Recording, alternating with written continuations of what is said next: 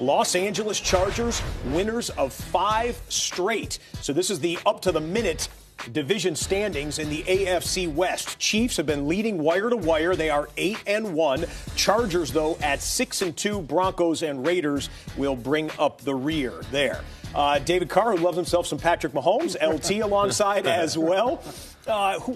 Which of those two top teams, Chargers or Kansas City, is the more complete team? So we're taking the Raiders out of this. Yeah. Okay, we'll I'm just checking. Just for right now. Just so I know they get on their the parameters of the conversation.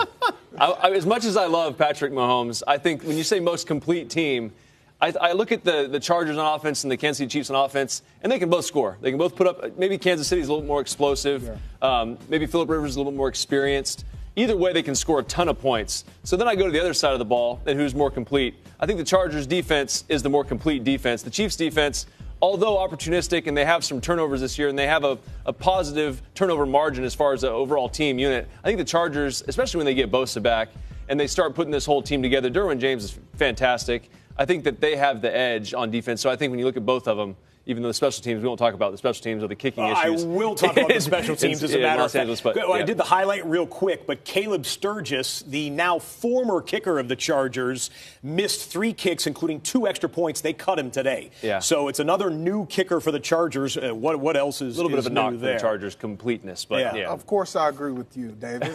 Right? I mean, it is the Chargers when you think about what this team is all about. And I look at the Kansas City Chiefs, really, and they have won games this year pretty much one way, throwing the football all over the park. They've been explosive. They haven't really gotten the run game going like we've seen it in years past with Kareem Hunt, who led the league last year. They ran the ball primarily a lot, and really ran it at a high effective rate. But now you see a team that's, and rightfully so, they're relying on his big arm. And I think when you look at the matchup in December, the Chargers can slow Kansas City down because they can slow the game down. They can run the football. Or if they need to score, they can go over the top with those 3 big wide receivers.